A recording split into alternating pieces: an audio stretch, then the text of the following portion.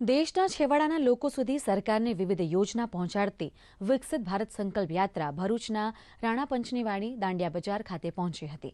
આ યાત્રા શહેરના 7, 10 અને 11 એમ 3 વોર્ડને આવરી લઈ પરિભ્રમણ કરતી હતી।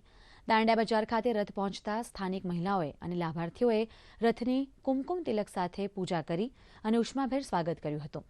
આ યાત્રામાં સ્થળ ઉપર જ લાભાર્થીઓને ઉજ્જવલા યોજના, આયુષ્માન ભારત યોજનાનો લાભ આપવામાં આવ્યો હતો। લાભાર્થીઓએ સરકારની યોજનાનો લાભ મેળવીને તેને થઈ લાભ અંગે મેરી કહાની મેરી જુબાની દ્વારા પોતાની વાત કહી હતી અને લોકોને સરકારની વિવિધ યોજનાનો લાભ લેવા પ્રેરિત કર્યા હતા।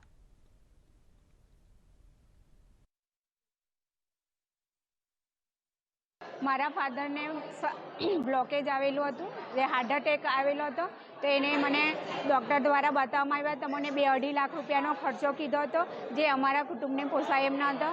તેથી અમે આયુષ્યમાન કાર્ડ કઢાવી અને ડિવાઇડિંગ હાર્ટમાં પછી એ કાર્ડથી એમને ફ્રીમાં એમને સ્ટેન્ટ છોડવામાં આવ્યું, જેથી તેમનું જીવનદાન બચી ગયું। તેથી આ પ્રમાણે એમની બધી સારવાર બી ફ્રીમાં અને સારી રીતે યોગ્ય હોસ્પિટલમાં થઈ ગઈ, તેથી તેમનું જીવનદાન મળ્યું છે। આથી હું કેન્દ્ર સરકાર અને રાજ્ય સરકારના આભારી માનું છું।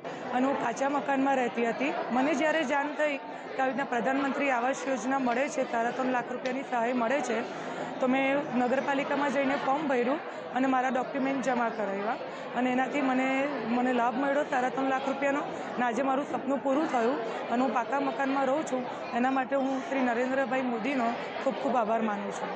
મને જ્વેલરીના બિઝનેસ માટે જે રાજ્ય સરકાર તરફથી ફોર્મ ભરી અને જે 10,000ની લોન મળી હતી, એ લોનથી મેં મારો જ્વેલરીનો બિઝનેસ આગળ ધપાવ્યો છે।